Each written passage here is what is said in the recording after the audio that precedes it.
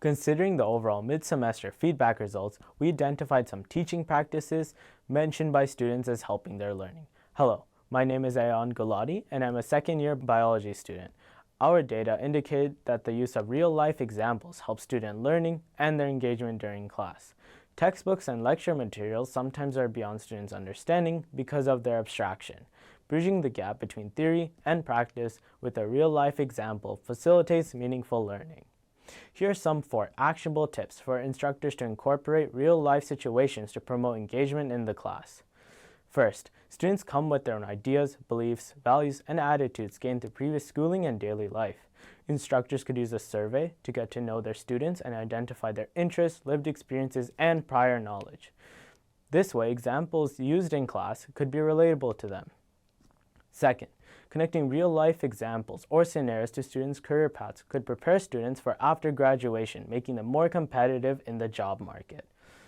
Third, real-life examples could address relevant global issues in the discipline that could spark students' curiosity to solve bigger problems. Last, real-life examples could be simple and relatable to any student's sport, hobby, or interests. For instance, in my biology class to illustrate homeostasis, my instructor explained how paper cuts get stitched up by platelets. This simple example shows how cells signal each other and work together to heal the body. This was a motivating and fun way for me to learn and share with others. Another helpful teaching practice mentioned by a large number of students in their courses is the use of clicker questions.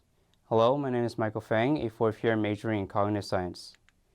During lectures, it is common for only some students to participate in asking or responding to questions.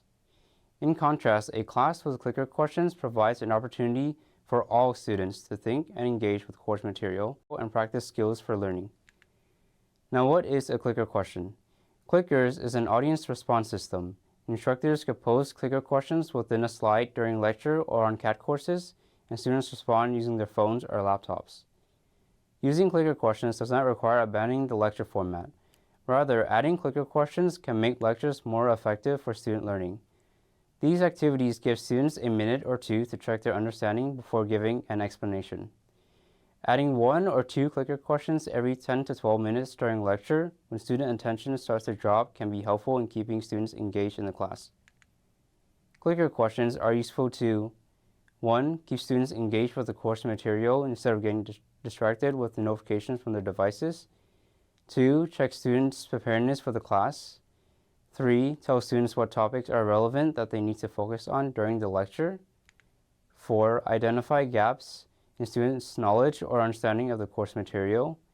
And 5. Allow students to work in groups and submit a group response to the questions. Based on research conducted by Carl Wayman, professor of physics and education, there is a drastic increase in student engagement every time a clicker question is posed to the class. From my Bio 1 class, I remember the lecture activities and the clicker questions. Clicker questions were extremely engaging and helpful to test my understanding of course material.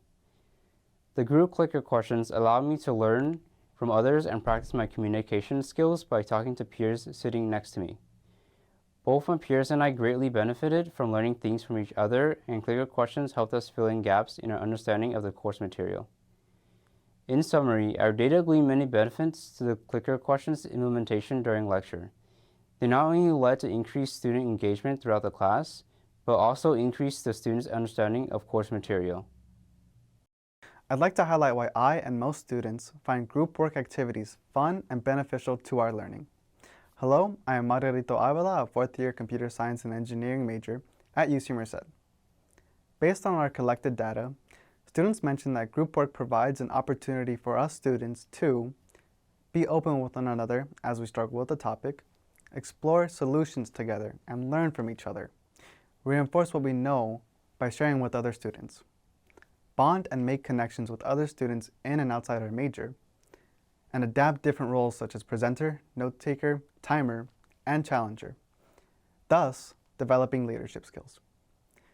Among group work activities, Think, Pair, Share can work in varied sized classrooms and in any subject if used sporadically. In Think, Pair, Share, students follow 3 steps when an instructor poses a question. First, students think to themselves prior to discussing. Second, students pair together to discuss their responses. Third, the groups share what they discussed with their partner to the entire class and discussion continues. Students find that Think, Pair, Share is valuable as they revise their individual ideas first with a person sitting next to them before sharing them with the rest of the class. Some tips for instructors based on my experience in SATAL and as a UCM student. When conducting group work activities, 1. Explain the rationale for the group work. For example, the instructor could mention, "We're going to be doing in-class practice that I hope will make these easier for you." You'll often be working in pairs or groups so you can bounce ideas off of each other and ask each other questions. And 2. Assign sufficient time to each step.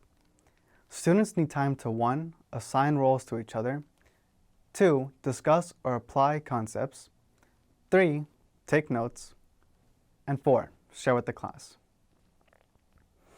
In my role in SATAL, I have observed many different classroom and lab environments, and I've seen that when an instructor is involved and moves around guiding students, the class is more focused on the task and is prone to ask questions when the instructor is nearby the group. Based on my experience as a fourth-year student, I've had classes where I was struggling with the math or computer science subjects, and other students or an instructor helped me get back on track during group work. I've also had times where I've explained concepts to other students, which solidified my understanding. Being able to explain a topic to someone else is an effective way of testing your own knowledge during group work.